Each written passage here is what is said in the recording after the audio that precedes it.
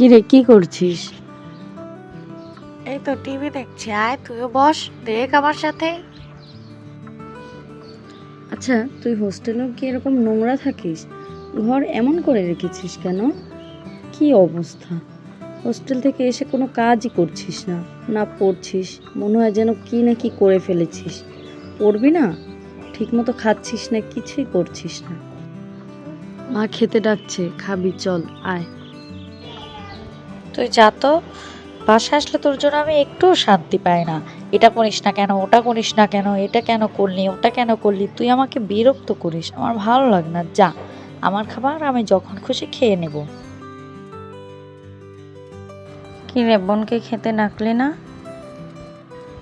ও তো টিভি দেখছে, ও পরে খাবে, আমাকে খেতে দাও তো। আবারও কি ঝগড়া করেছিস নাকি? মেয়েটা বাসায় আসলেই ওর সাথে ঝগড়া করিস। একটু কি একসাথে মিলেমিশে থাকতে পারিস না তোরা? আমি জানতাম তুমিও আমাকে এই কথাই বলবে। তোমার কি মনে হয় আমি সারাক্ষণ তোমার মেয়ের সাথে ঝগড়া করি? ও বাসায় আসলে এমন করে কেন? অনেক ডিমান্ড বেড়ে যায় ওর। নাস্তা দিয়েছি, তুই খা। আমি ওকে ডেকে আনছি। হলে মেয়েটা কি খায় না খায়, খুব চিন্তা লাগে। তুই খা তো, আমি ডেকে আনছি ওকে। কি রে, এখনো নাস্তা করছিস? বাহ, ভালোই তো। হ্যাঁ, আয় তুইও খেয়ে নে। ভাত খাবি না নাস্তা খাবি, কোনটা খাবি? আমি আর বাকি যে কয়দিন এখানে আছি, আমাকে আর একদিনও ভাত ভাত বলে বিরক্ত করবি না। আর মন চায় না আমি ভাত খাই। ভাত ভাত ভাত, কিছু বললেই শুধু ভাত, বিরক্ত লাগে।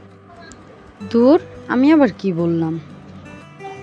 ইস, দেখো কি ভাব করছে, মনে হয় কি হোস্টেলে থাকতে প্রতিদিনও বিরিয়ানি খেত, আর ওর জন্য রানীর মতো সবাই খাবার বেড়ে বেড়ে দিত। এখন একদম যেই ভাব নিচ্ছে। ভাত খাবি না খাবি না, তো এত ভাব নেওয়ার কি হয়েছে? নাস্তা খা।